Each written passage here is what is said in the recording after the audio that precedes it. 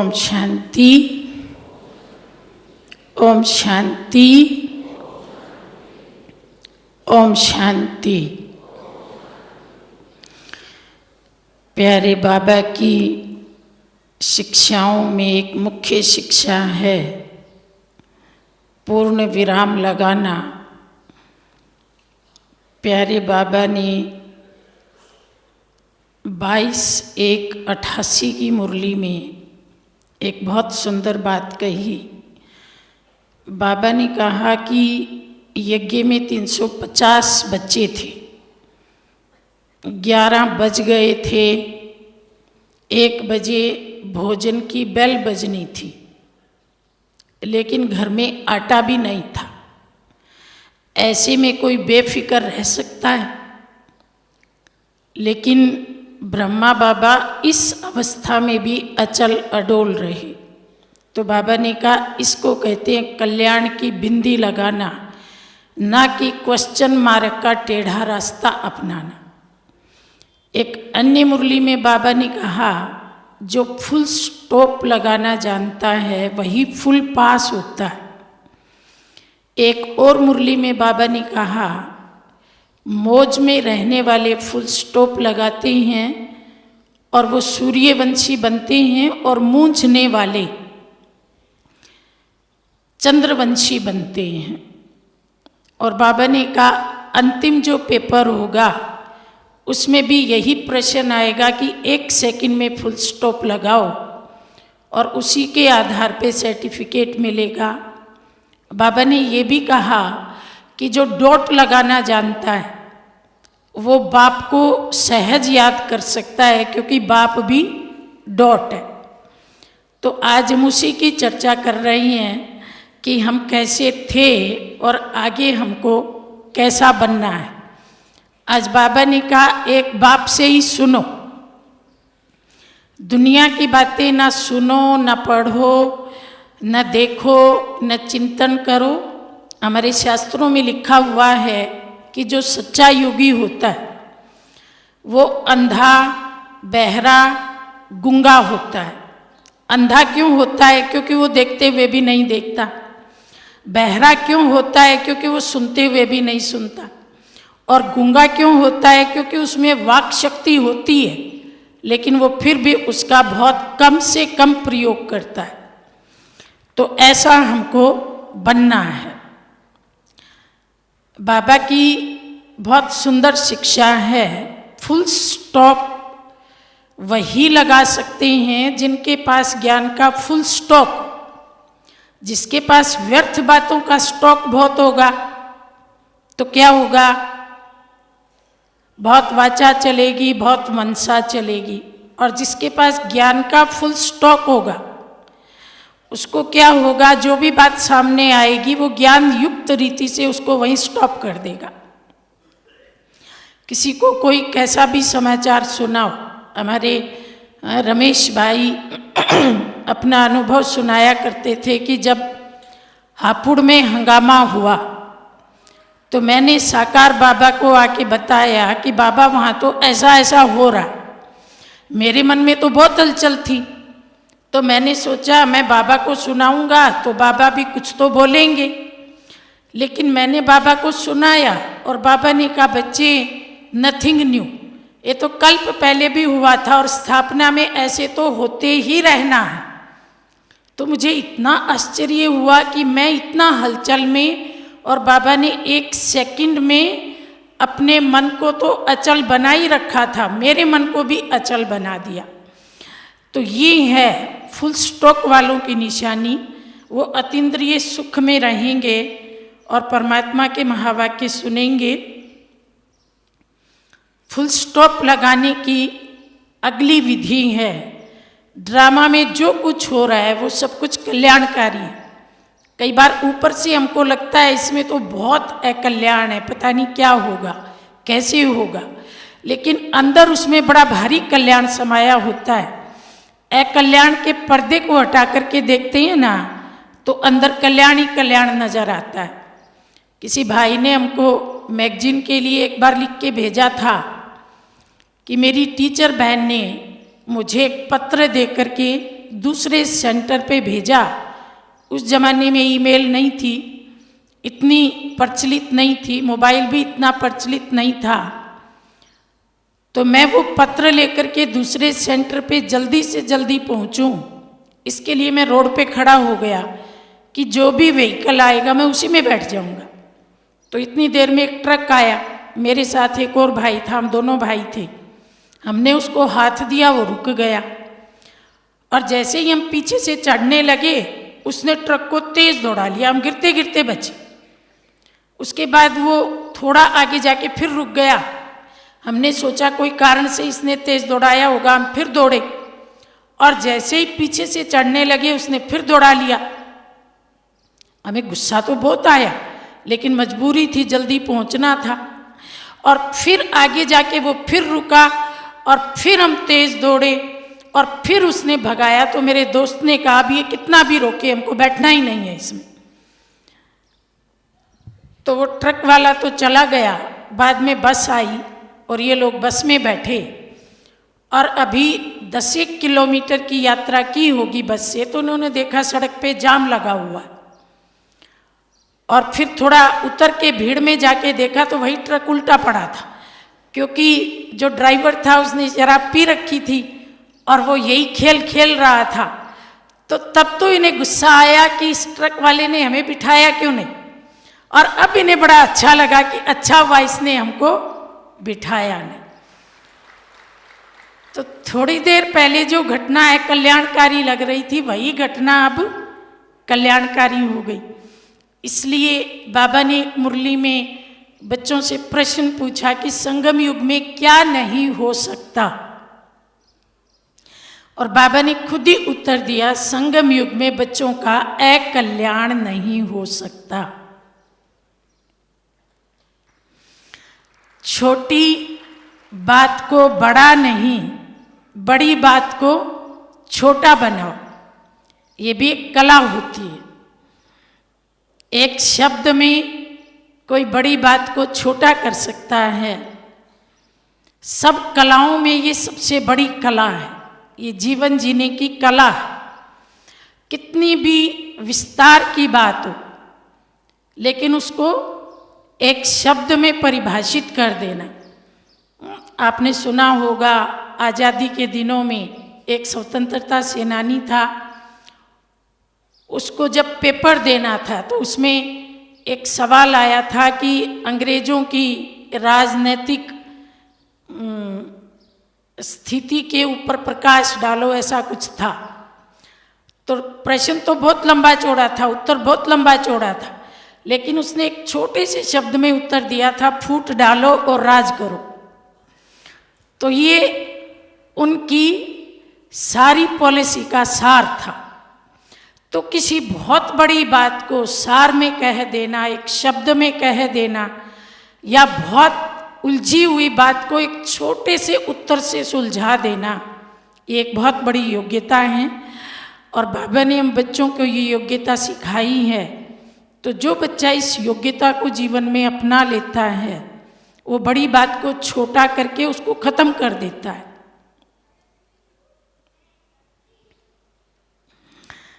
बनी बनाई बन रही, नथिंग न्यू की स्मृति रहे।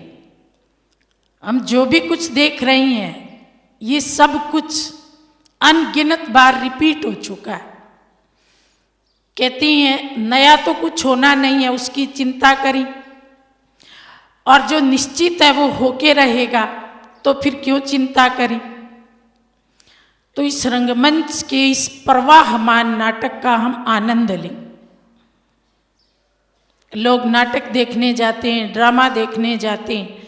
बाबा कहते हैं इस बड़े ड्रामा में से छोटी छोटी घटनाएं लेकर के वो नाटक बनाते हैं, ड्रामा बनाते हैं। और आप तो इतने बड़े बेहद के ड्रामा को हर पल देख रहे हो। हर आत्मा अपनी तरह से एक्टिंग कर रही है। हमारे जो रिश्तेदार हैं वो भी एक्टर हैं, हम भी एक्टर हैं, और हमारे पास जो प्रॉपर्टी है वो रंगमंच ये प्रॉपर्टी है। जब तक हम रंगमंच पे हैं हम उसके मालिक हैं। जैसे कोई श्री राम का रोल प्ले करता है तो जब तक वो रंगमंच पे है तब तक वो सोने चांदी के कपड़े, छत्र, बर्तन, सिंहासन सब कुछ उसका है। और जैसे ही रंगमंच से उतरेगा सब कुछ रंगमंच का, उसके हाथ में कुछ भी नहीं।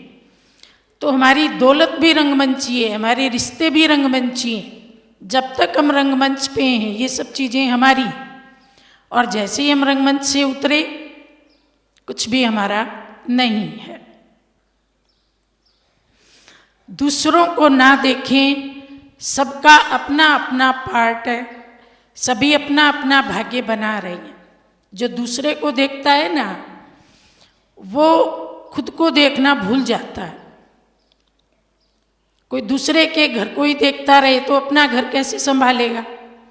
दूसरे को चलते हुए देखेगा तो खुद ठोकर खा जाएगा।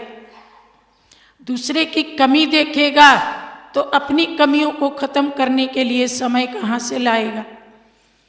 आपने सुनी होगी वो घटना, एक महिला अपनी छत पे बैठती थी और पड़ोसिन के सूखते हुए कपड़ों को देखती थी। बीच में एक दीवार थी कांच की, तो अपने बच्चों को कहती थी, देखो ये तुम्हारी आंटी ना कपड़े अच्छे नहीं धोती, पीले पीले कपड़े धोती है, पता नहीं इसका साबुन अच्छा नहीं है, इसका सरफ अच्छा नहीं, अपने कपड़े देखो कितने वाइट वाइट हैं। तो ऐसे रोज कपड़े देखती थी। एक दिन उसने देखा कि इसके कपड़े भी वाइट हो गए हैं, तो बच्चों को कहती है, देखो बेटा लगता है इसने सरफ बदल लिया, साबुन बदल लिया, इसके कपड़े कितने चमक रहे हैं। तो उसी का बेटा कहता है, मम्मी आज मैंने अपने जो कांच वाली दीवार है ना इसको साफ कर दिया। तो मैल कहाँ थी? दीवार के कांच पे धूल की परत चढ़ी हुई थी और उसके पार कपड़े पीले दिख रहे थे। जब वो परत उतर गई तो कपड़े साफ दिखने लगे। तो वास्तव में कई बार हमारी आंखें धुंधली होती हैं और हमें कमी दूसरों में नजर आती हैं। तो फुल स्टॉप लगाने का तरीका है, अपने को देखो, दूसरे को देख करके अपना समय मत बिगाड़ो। सब अपना भाग्य बना रही हैं, सब अपना पार्ट प्ले कर रही हैं। रूप को ना देख, रूह को देखने का अभ्यास करना है। कहते हैं शरीर मरण धर्मा है, और ये जन्मते ही अपने धर्म को निभाना चालू कर देता है। जैसे ही जन्म लेता है इसकी आयु लोग तो कहते हैं बढ़ रही है, लेकिन घटनी चालू हो जाती है। और जो रूह है वो सदा एक रस है, लेकिन इस परिवर्तनशील शरीर का परिवर्तन दिखाई नहीं देता। कहते हैं एक कण जितना परिवर्तन हो तो क्या दिखे, मण जितना परिवर्तन हो तो दिखे। प्रतिदिन कण कण परिवर्तित होते होते ये शरीर पूरा बदल जाता है। तो इस बनने और मिटने वाले शरीर को क्या देखना? देखना उसको जो अनादि अविनाशी शाश्वत है, और वो है रूह, आत्मा। बाबा ये पाठ हमें रोज पढ़ाते हैं, लेकिन हिंदी में एक बहुत प्यारा सा मुहावरा है जिसको हम कहते हैं घर कर गई। ये बात मेरे अंदर घर कर गई। कई बार कोई दृश्य भी घर कर जाता है। किसी की डेथ देखी, डेड बॉडी को देखा, तो हम कहते हैं अरे वो सीन तो ऐसा घर कर गया, मन से निकलता ही नहीं। तो वास्तव में मैं आत्मा हूं, ये बात भी जब घर कर जाएगी तब आत्मा ही दिखेगी और देह दिखनी बंद हो जाएगी। ये भी घर कर जानी चाहिए। जब कोई बात घर कर जाती है ना, तो जागृत में, सुषुप्त अवस्था में, स्वप्न में चलते फिरते वो मन के अंदर जैसे चलती ही रहती है, टपकती ही रहती है। तो बाबा की ये शिक्षा भी हम तब पालन कर पाएंगे जब ये घर कर जाएगी कि मैं हूँ ही आत्मा। 84 शरीर लिए और ये अंतिम शरीर अभी छूटने वाला है, लेकिन मैं आत्मा तो वही थी, वही हूँ और वही रहूँगी। जब अंदर ही अंदर ये बात चलती रहेगी तो हम इसका स्वरूप बन जाएंगे। बाबा ने कहा बच्चे, अनुभव की अथॉरिटी सबसे बड़ी है। तो केवल ज्ञान नहीं, लेकिन अनुभव। एक होता है मैं आत्मा हूँ ये जानना, और एक होता है आत्मा हो जाना। तो वास्तव में ये बात है आत्मा हो जाने की। अपने विचारों की गति को धीमा बनाएं और दूसरा महान बनाएं। जो विचार महान होते हैं वो बहुत धीमी गति से चलते हैं, और जो विचार नेगेटिव होते हैं वो बहुत तेज गति से चलते हैं। तो अगर हम अपने विचारों को ऊंचा बना लें, महान बना लें, दिव्य बना लें, पवित्र बना लें, तो उन विचारों की गति ऑटोमेटिक स्लो हो जाएगी।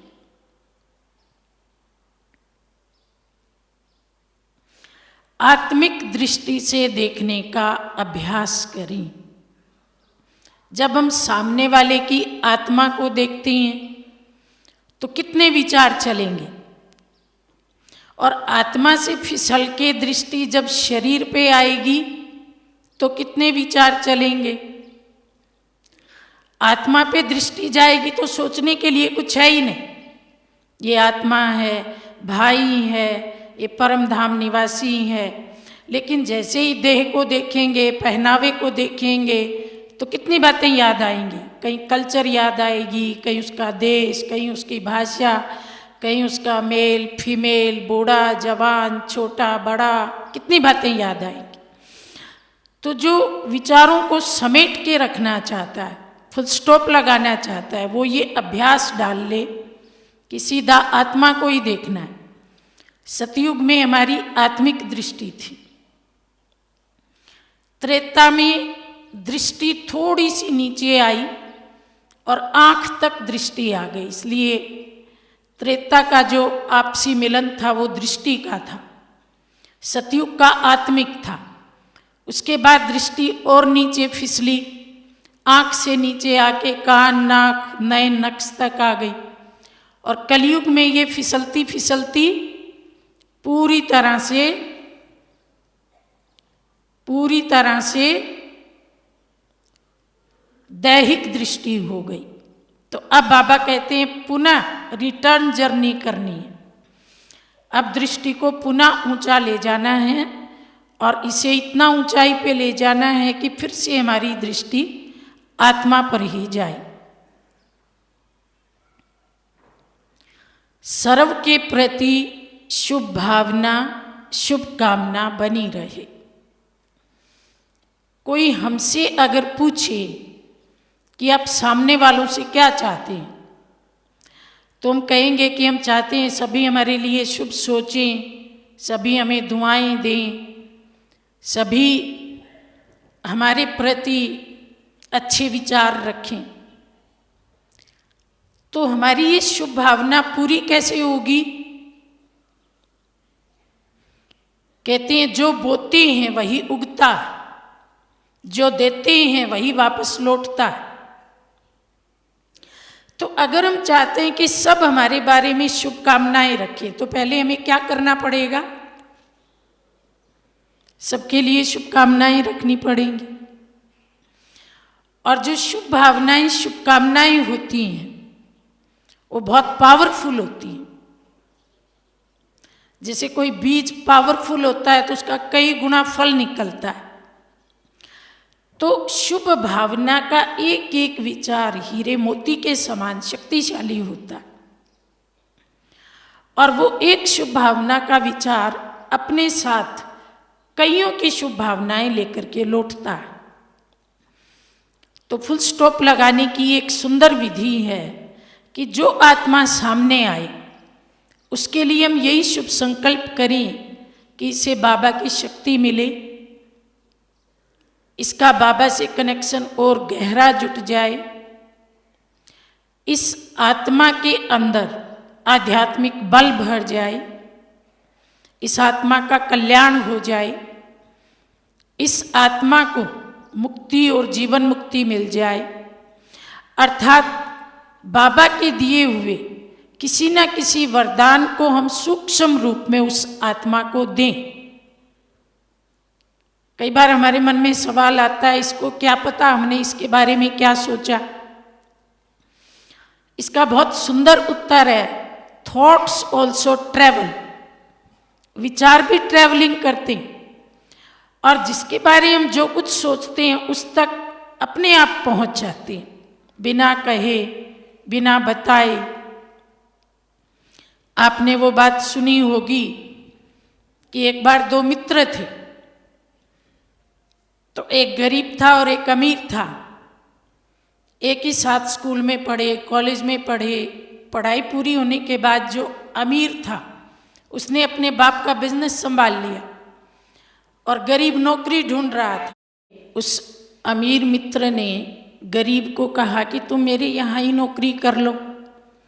तो उसको अपना मुनीम बना लिया और सारा कारोबार उस पर छोड़ दिया। तो एक दिन उस मुनीम के मन में आया कि मैं 20 साल से नौकरी कर रहा हूँ और मैंने कभी कुछ भी ऊपर नीचे नहीं किया, तो अगर ये एक अनाज का ट्रक इस बार अपने घर भिजवा दूँ तो मेरे दोस्त को थोड़े पता पड़ेगा, वो कभी कुछ देखने थोड़े आता है, उसको तो मेरे पे पूरा विश्वास है। अब वो अनाज का ट्रक भरवा के और पूरी तैयारी कर लेता है कि इसे मैं अपने घर भिजवा दूँ। इतनी देर में उसका जो मित्र है मालिक, उसके मन में आता है कि 20 साल हो गए, मैंने कभी दुकान पे जाके नहीं देखा मेरा मित्र क्या करता है, आज मुझे जाके देखना चाहिए। और वो घर से पूरी तैयारी करके और निकलने में है कि मैं दुकान पे जाके देखूं। अब इतनी देर में उस मुनि मित्र के मन में आता है, अरे 20 साल तक मैंने कोई बेईमानी नहीं की, मैं आज बेईमानी करके 20 साल की ईमानदारी को क्यों बट्टा लगवा रहा हूँ। तो उसने वो ट्रक जो घर के लिए तैयार किया था वो वापस मुड़वा लिया। अब इसके मन में भी आया कि 20 साल तक मैंने अपने मित्र की कभी इंक्वायरी नहीं की, आज मैं इंक्वायरी करके क्यों विश्वासघात कर रहा हूँ। और उसने भी अपना दुकान पे जाने का प्रोग्राम पोस्टपोन कर दिया। तो इसको कहते हैं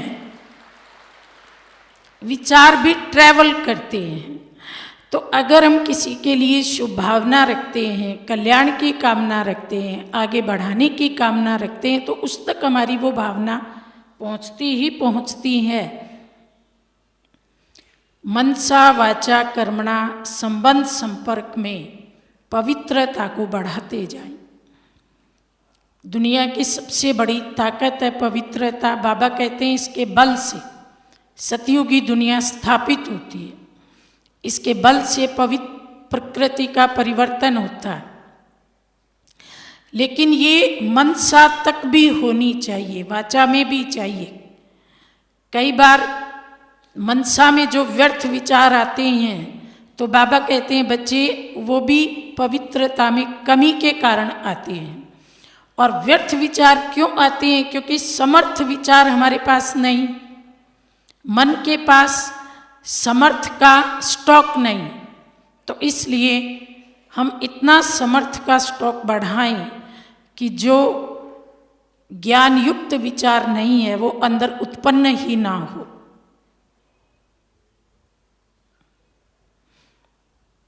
अनुमान की बीमारी, पर चिंतन, पर दर्शन, पर मत से मुक्त रहकर अंतर्मुखता को बढ़ाएं। एक मुरली में बाबा ने कहा था बच्चे 3 पर काट दो। वो 3 पर हैं, पर चिंतन, पर दर्शन और पर मत। और बाबा ने कहा था एक पर लगाओ, वो पर है परोपकार।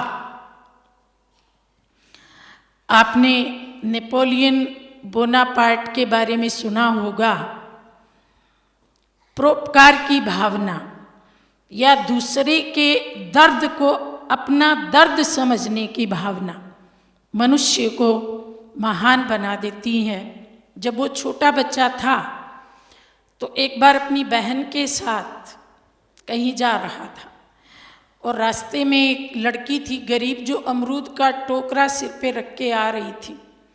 तो ये दोनों भाई बहन कुछ ऐसे लापरवाही में चल रहे थे कि उस लड़की के साथ टक्कर हो गई, उसका टोकरा गिर गया और बहुत सारे अमरूद जमीन में गिर के मिट्टी में भी भर गए, फूट भी गए। तो वो लड़की रोने लगी।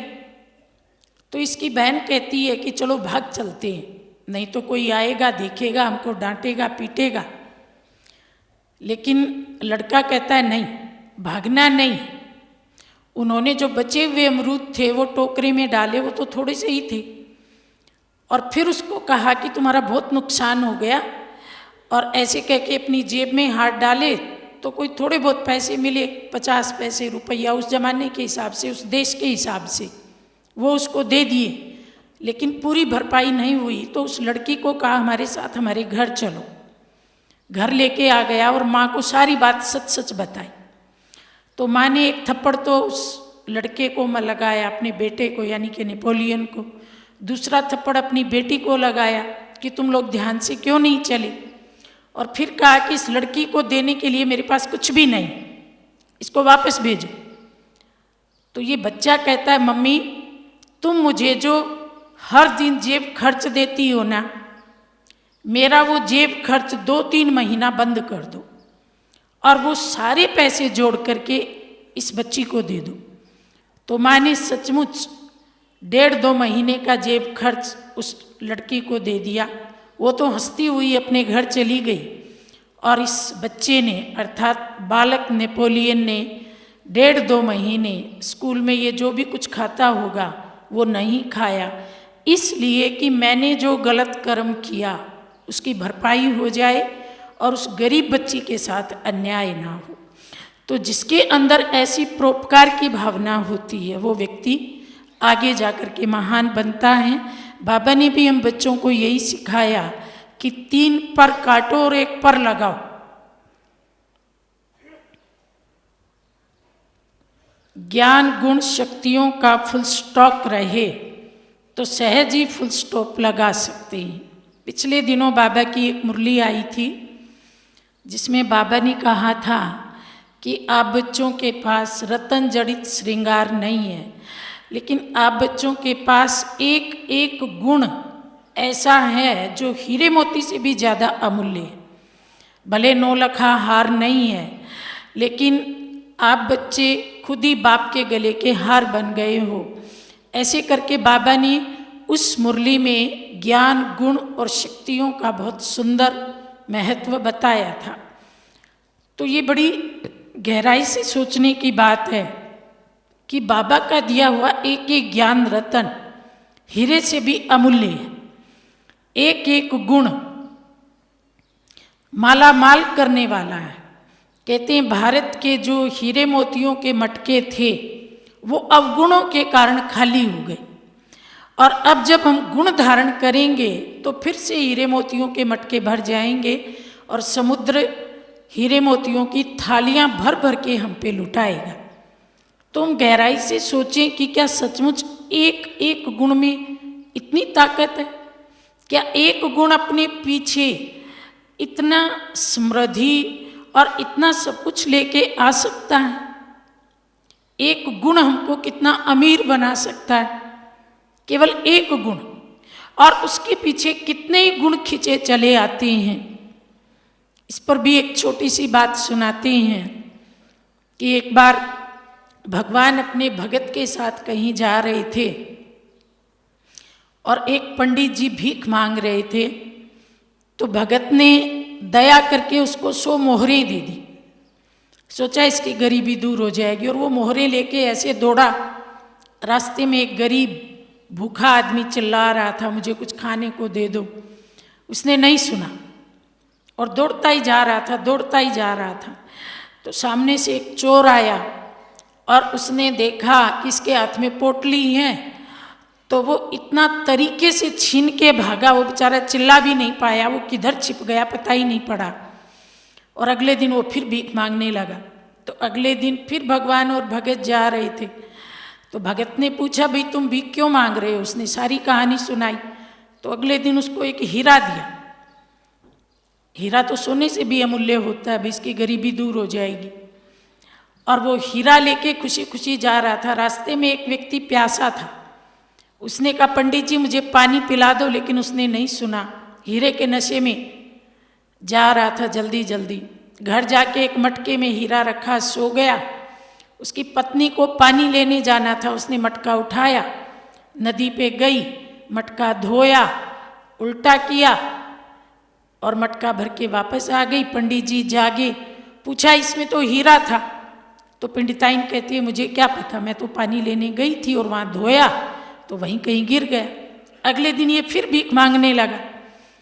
तो उसने पूछा भाई भीख क्यों मांग रहा है, उसने फिर सारी कहानी सुनाई। तो इस बार कहते हैं भगवान ने उसको एक सिक्का दिया। तो भगत सोचता है कि मेरे इतने धन से इसकी गरीबी दूर नहीं हुई, एक सिक्के से कैसे गरीबी दूर हो जाएगी। लेकिन वास्तव में वो सिक्का क्या था, वो एक गुण था, दया के गुण का प्रतीक था। बिना गुणों के हमें कितना भी धन मिल जाए किस्मत नहीं संवरेगी, लेकिन एक छोटा सा गुण भी हमें मिल जाए तो हमारा खोया हुआ भी सारा धन वापस आ जाएगा। इसलिए बाबा कहते हैं संगम पर मैं आप बच्चों को गुण रूपी दौलत देता हूँ, शक्तियों की दौलत देता हूँ, जिससे आप सतयुग का खोया हुआ खजाना फिर से पा लेते हो।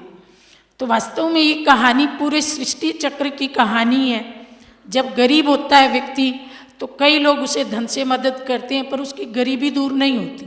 हमको भी 63 जन्मों में कईयों ने बहुत कुछ दिया होगा, लेकिन फिर भी अवस्था नीचे ही गिरती आई। लेकिन जब भगवान संगम पर आकर के एक सिक्का देते हैं, अर्थात ज्ञान का एक पॉइंट देते हैं, अर्थात एक गुण आत्मा में धारण करवाते हैं, तो उससे कैसे चमत्कार होता है। तो वो उस एक सिक्के को लेके चलता है और देखता है कि एक मछुआरा मछली पकड़ रहा है और एक मछली को उसने पानी से निकाला और वो तड़फ रही है। तो उसके हृदय में दया जागी, क्योंकि भगवान ने उसको दया का ही गुण दिया था। तो उसने कहा ये सिक्का ले लो और ये मछली मुझे दे दो।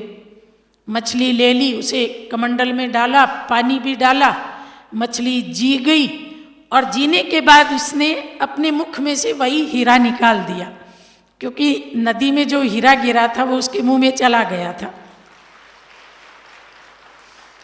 और कमंडल लेके भगवान के ध्यान में उस गुण का चिंतन करते करते मैं दयावान आत्मा हूँ, मुझे सब पे दया करनी है, ऐसे चलता जा रहा था। तो एक सिपाही भी उसके साथ साथ हो लिया और सामने से चोर, वही चोर गुजरा तो उसको लगा ये सिपाही को लेके ना मुझे पकड़ने आ रहा। तो वो पोटली को वहीं रख करके दौड़ गया और इसने सिपाही को बता दिया कि ये पोटली कल इसने छीनी थी, ये मेरी है, और पोटली को लेके घर आ गया। अब हीरा भी मिल गया और खोया हुआ सोना भी मिल गया, पर मिले कब? जब दया के गुण को जीवन में धारण किया। तो बाबा कहते हैं बच्चे ज्ञान गुण शक्तियों का फुल स्टॉक रखो, तो बुद्धि उनमें ही लगी रहेगी, व्यर्थ में जाएगी ही नहीं, फुल स्टॉप अपने आप लग जाएगा।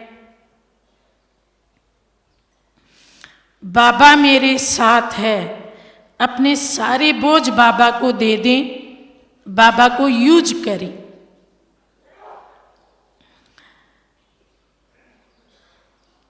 बाबा की जीवन कहानी आप पढ़ेंगे तो उसमें बाबा के अनेक गुणों में बाबा का एक गुण ये भी है कि जब जब कभी भी यज्ञ पे कोई आंच आई तो बाबा ने ना शारीरिक बल को याद किया, ना धन के बल को याद किया, ना जान पहचान के बल को याद किया, सबसे पहले बाबा ने योग बल को याद किया और सब बातों का समाधान योग बल से किया। तो वास्तव में बाबा मेरे साथ है, ये सबसे बड़ा बल है। और जब ये बल हमारे साथ है तो सारे बोझ बाबा के, क्योंकि जो बच्चा बाप के साथ चलता है उसके ऊपर तो कोई बोझ होता ही ना, बाप बिना कहे बोझ ले लेता है। हर बात में हम बाबा को यूज करें। थोड़े दिन पहले हमने मैगजीन में एक छोटी सी घटना डाली थी। एक महिला अपने खरीदे हुए मकान की पेमेंट करने जा रही थी, बैग में बहुत सारा रुपया था और ऑटो में बैठी थी अकेली। मोबाइल जब निकाला पर्स का, वो खोला तो ऑटो वाले ने पीछे मुड़ के देखा, उसे पैसे दिख गए और वो ऑटो घुमाता रहा शहर की गलियों में, जगह इतनी दूर नहीं थी, लेकिन जानबूझ के घुमाता रहा। तो इस महिला को शक हो गया, कहा बाबा अब मेरी रक्षा करो, मेरे पास पैसे भी हैं, मैं अकेली भी हूँ। और इतनी देर में एक जगह जाम लगा था, वहाँ ऑटो रुका और उसने कहा बहन जी यहीं उतर जाओ। तो बहन पैसे देने लगी तो कहता नहीं 2 के पैसे दो, आपकी बाजू में एक बूढ़ा भी तो बैठा था। तो वो बहन कहती है नहीं, कौन बैठा था? तो पर्स में बाबा का एक फोटो भी पड़ा था, वो निकाल के दिखाया, बोला हाँ यही बैठा हुआ था, मैंने देखा। तो कहते हैं भगवान की लाठी की आवाज नहीं होती, वो कब कहाँ किस बच्चे की सच्ची आवाज पे क्या रूप धारण कर ले, क्या रूप प्रकट कर दे, ये बाबा की कमाल है। तो हम बाबा को यूज करें, आत्मविश्वास के साथ सत्यता की शक्ति को साथ रखें। सत्य की हमेशा विजय होती है। कहते हैं सच की नाव हिलेगी डुलेगी लेकिन डूबेगी नहीं, और झूठ की नाव ना हिलेगी और ना डुलेगी, सीधी डूबेगी। सबसे बड़ा सत्य क्या है? हम सत्यता की महिमा तो करते हैं। भारत का जो एम्बलम है, जो राष्ट्रीय चिन्ह है, उसके नीचे लिखा है सत्यमेव जयते। लेकिन सत्य का अर्थ क्या है? बाबा ने 2 शब्द हमेशा यूज किए हैं, सच्चाई सफाई। बाबा को सच्चाई सफाई बहुत पसंद। सच्चाई की परिभाषा है अंदर बाहर एक।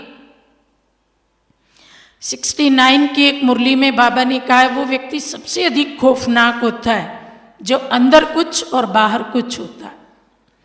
तो सच्चाई की परिभाषा जो हमारे भीतर है वही हम बाहर प्रकट करते हैं, और सफाई की परिभाषा अंदर कोई विकर्म का किचड़ा ना हो। हम जो विकर्म कर लेते हैं वही सबसे बड़ी गंदगी।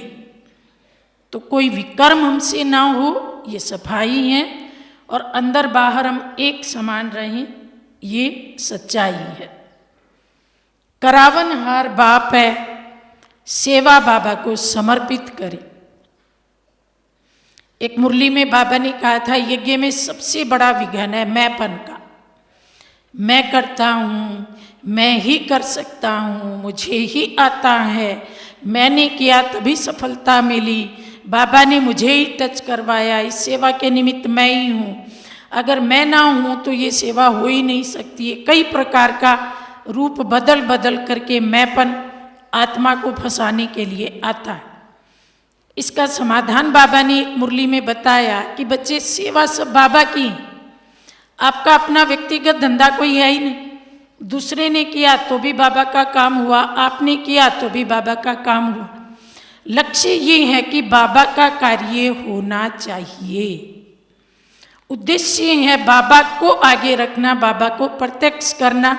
वो मेरे द्वारा प्रत्यक्ष हुआ तो भी ठीक, और आत्मा भाई के द्वारा प्रत्यक्ष हुआ तो भी ठीक। तो हर बात में हम यही मान करके चलें कि मैं निमित्त हूँ। हमारी बड़ी दादी का ये बहुत प्यारा स्लोगन था, निमित्त भाव और निर्मल वाणी।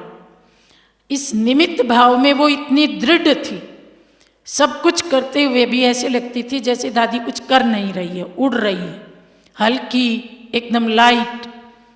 तो ये निमित्त भाव ऐसा महामंत्र है जिसमें हम हल्के भी रहते हैं और हमारी सेवाएं बहुत द्रुत गति से बढ़ती हैं। हम सबको संतुष्ट भी कर पाते हैं, सबको साथ लेकर के भी चल पाते हैं। ये एक बहुत बड़ी जीवन जीने की कला है। इतिहास अगर आप पढ़ेंगे तो जिन राजाओं में ट्रस्टीशिप थी, निमित्त भाव थी, वो अपनी राजाई को बहुत अच्छा चला सके। चाहे वो शिवाजी रहे, चाहे वो राजस्थान के एक लिंग को मानने वाले मेवाड़ के राजा रहे, कोई भी रहा, तो निमित्त भाव चाहे जहाँ भी हो, सब करने कराने वाला परमात्मा है। ये भाव जिसमें भी रहा उसने जीवन में बहुत सफलताएं पाई। हमको भी इस महामंत्र से सेवा की, फुल स्टॉप लगाया, आगे बढ़े, कार्य हुआ, पूरा किया, आगे बढ़े। दादी जानकी को आप देखिए कितनी सेवाएं करके आती हैं। यहाँ दादी से कोई पूछे कि दादी समाचार सुनाओ, तो दादी कहती है असुल मुझे कुछ भी याद नहीं। बाबा की बातें दादी को सब याद रहती हैं, मुरली में बाबा ने क्या बोला, लेकिन दादी ने क्या किया वो कुछ याद नहीं रहता, उसको दादी तुरंत फुल स्टॉप लगा देती है। तो ये भी हम सब के लिए एक बहुत सुंदर सीखने वाली शिक्षा है। एकांत में बैठ अपने आप से और बाबा से बातें करके आत्मा में बल भरना है। अपने आप से बातें करना ये एक बहुत सुंदर विधि है आत्मा को चमकाने की, आत्मा का श्रृंगार करने की। दादी जानकी बताती हैं कि एक बार किसी ने मुझसे पूछा कि हमने सुना है आप भगवान से बातें करती हो।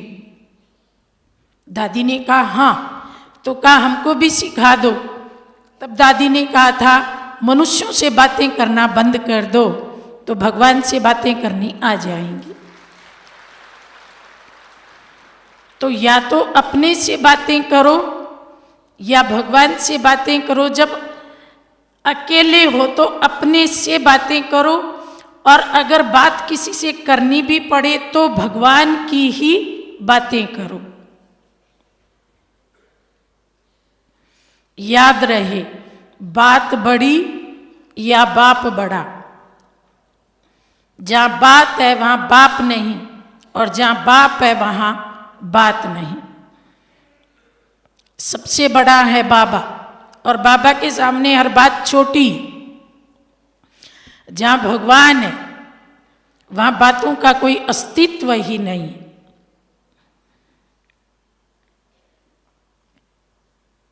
इसलिए जब कोई समस्या आए तो उस समस्या को कहो कि हे समस्या तुम तो कुछ भी नहीं हो, मेरे साथ एक बहुत बड़ा बाप है।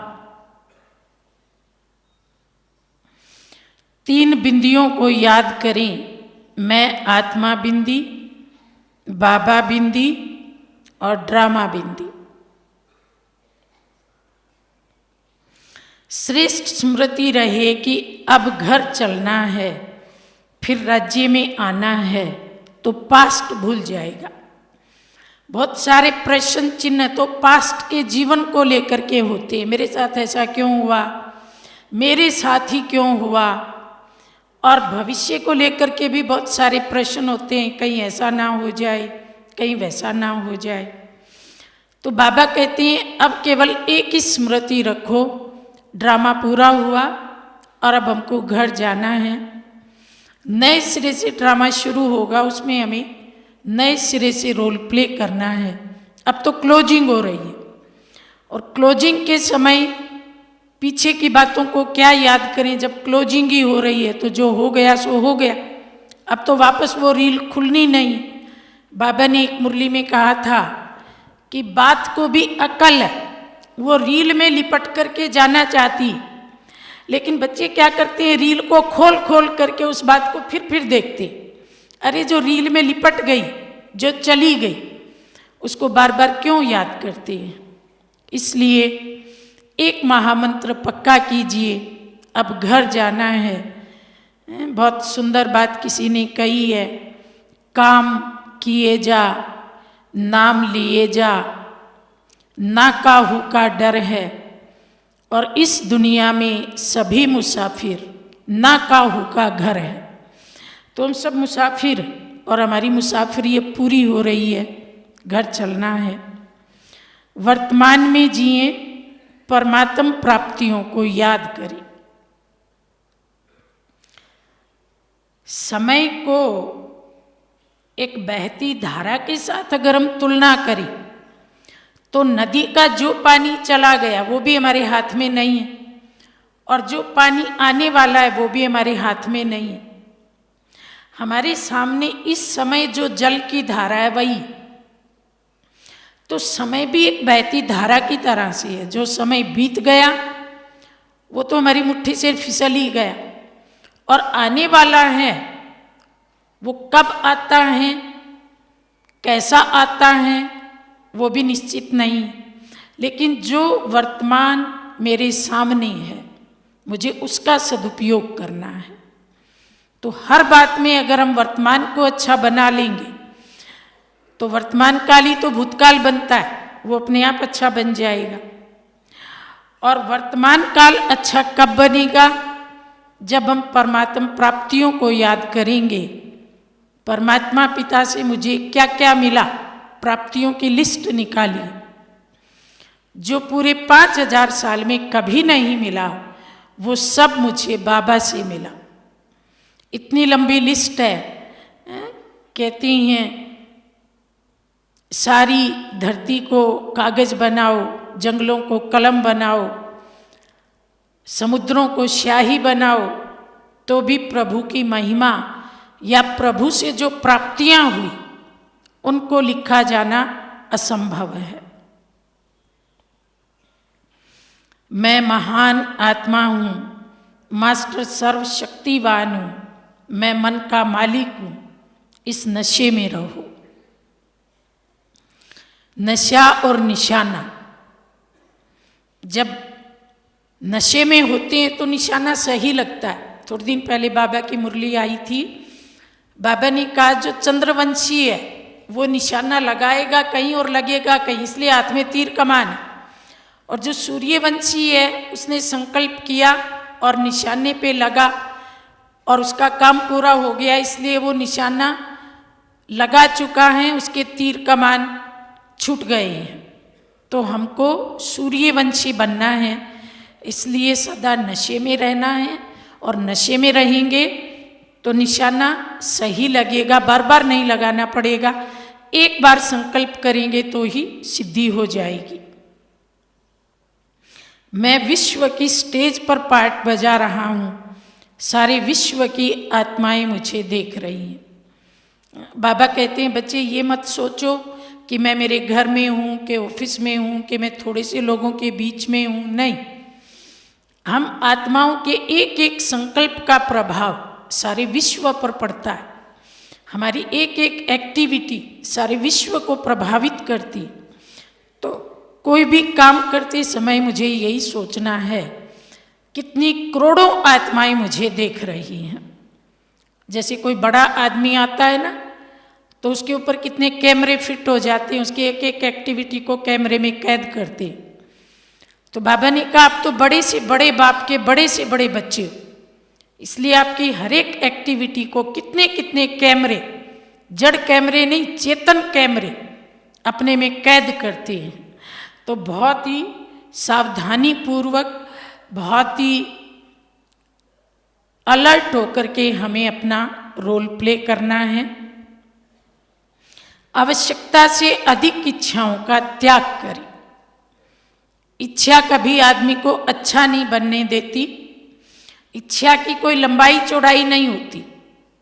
आज वो 1 मीटर लंबी है, कल 2 मीटर लंबी है, और होते होते एक दिन वो इतनी लंबी हो जाएगी कि पृथ्वी और आकाश के बीच की लंबाई से भी उसकी लंबाई ज़्यादा हो जाएगी। अर्थात इच्छाओं का कोई अंत नहीं होता। और इच्छा की एक और खासियत होती है, जब तक चीज़ दूर है तब तक वो बहुत लुभावनी लगती, और नज़दीक आ जाती है तो वो चीज़ धुंधली लगने लगती है। दूर है तो सोने जैसी, नज़दीक आ गई तो मिट्टी जैसी। और जब वो चीज़ मिल गई तो उसका सुख नहीं लेता व्यक्ति, फिर दूर वाली के पीछे भागना चालू कर देता है। जिंदगी भर इसी दौड़ में लगा रहता है।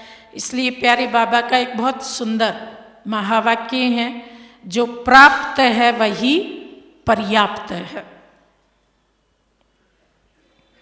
बाबा को साथी बनाएं, साक्षीपन की स्थिति बनी रहे। बाबा को अपना हाथ दे दें, हाथ पकड़ाए रखें। बाबा के हाथ में हाथ रहेगा तो बाबा हमारा हाथ, कितने भी झंझावात आए, आंधी तूफान आए, लेकिन हाथ छूटने नहीं देगा। दिन में 5 बार अपने फरिश्ते और देवताई स्वरूप को देखें। ये बहुत प्यारी ड्रिल है। अभी मैं बीज रूप हूँ, अभी मैं सतयुगी देवता हूँ, अभी मैं पूजनीय स्वरूप में हूँ, अभी मैं ब्राह्मण हूँ और अभी मैं फरिश्ता हूँ। तो बार बार ये ड्रिल करेंगे तो व्यर्थ के लिए समय ही नहीं बचेगा। अपने मन को समझाएं कि परमात्मा से अतीन्द्रिय सुख का अनुभव अभी नहीं किया तो कब करेंगे? क्या सतयुग में जाके करेंगे? क्या त्रेता में करेंगे? क्या द्वापर में करेंगे? क्या कलयुग में करेंगे? एक छोटा सा संगम युग और उसका भी बहुत सारा समय निकल गया। तो ये थोड़ी सी घड़ियाँ अतीन्द्रिय सुख की, अगर इनमें नहीं किया तो कब करेंगे? ये बात सोचेंगे तो मन की व्यर्थ बातें खत्म हो जाएंगी। अमृत वेले को शक्तिशाली बनाएं, ट्रैफिक कंट्रोल को मिस ना करें।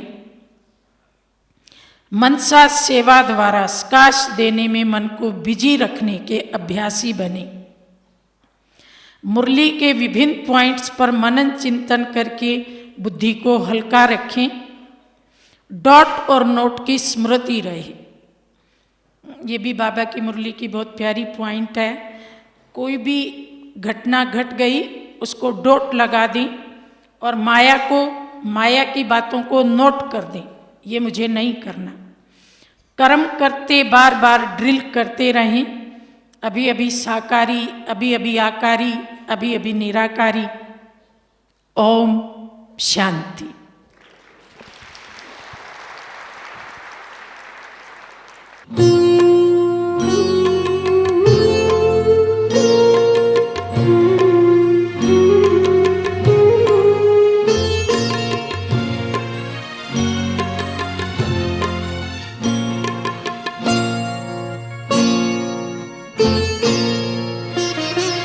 हमको हमारे बाबा से प्यारा मंत्र मिला। हमको हमारे बाबा से प्यारा मंत्र मिला। सोचो भला करो भला, सोचो भला करो भला।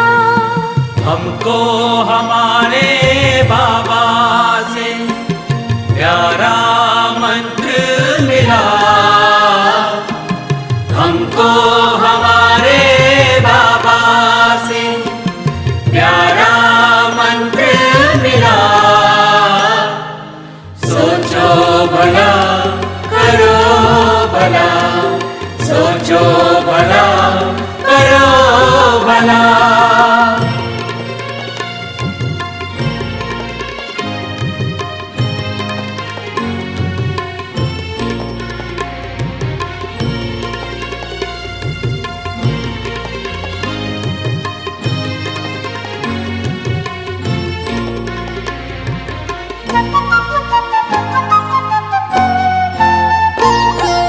जो होता अच्छा होता है, सब में है अच्छाई। सुंदरतम ये खेल बना है, ध्यान से खेलो भाई।